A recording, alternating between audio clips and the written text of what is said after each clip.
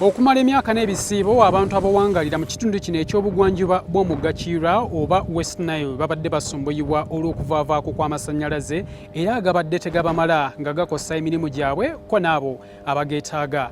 Wabula olwaleero oyinza okugamba nti bafunye akaseeko ku matama oluvannyuma lw'omukulembeze w'eggwanga Yoweri Museveni okutongoza ekkungaaniro ly'amasannyalaze wano ku kyalo Tata mu disitulikiti y'e Nebbi nga lino liweza obungi obw'amasannyalaze bwa volts 132. The question has always been, when will West Nile get connected to the national grid? You have come with the answer today. But today is a historic change, a fundamental change in the Ministry of Energy of reaching West Nile. Omukulembeze w'eggwanga Yoweri Museveni okulwawo okuyunga ekitundu kino ku muyungagano gw'eggwanga oba national grid akinenyereza palamenti gy'agamba nti enfunda nyingi emulemesezza okutuusa obuwereza eri bannansi. The arguments which were being pushed by people who are saying that we had forgotten West Nile were wrong arguments.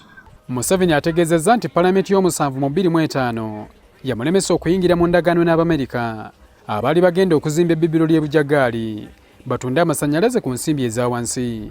And we had agreed with American Energy on 4.9 cents. When we took it to Parliament blocked it. That's where the problem was. It was caused by Parliament. Tibuhabulu agamba nti oluvannyuma waliwo abamuyita emabega ne bakola endagaano y'okuzimba bujjagali ku bbeeyi y'amasannyalaze eya waggulu okusinga ku eyo gye yali akkaanyizza n'Abamerika. Parliament rejected a plan where the electricity would be at 4.9 American cents. Now we ended up with a new arrangement where the power now would be 16 cents per unit. Kino nti kyamuwaliriza okuyingira mu ndagaano n'Abachina okuzimba amabibiro okuli Isimba, Karuma n'amalala okukendeeza ku kizibu ky'ebbula ly'amasannyalaze mu ggwanga agasonda amasannyalaze agayungiddwa ku kitundu kya West Nile. So this is the power you are now talking about, which is now here. Kirowoozebwa nti okuyunga kw'ekitundu kya West Nile ku muyungagano gw'eggwanga kyakutumbula emirimu naddala egyo egyetaaga amasannyalaze ko n'okutondawo emirimu mu bavubuka singa amakolero geeyongera. Habert Kamoga, NTV ku ssaawa emu.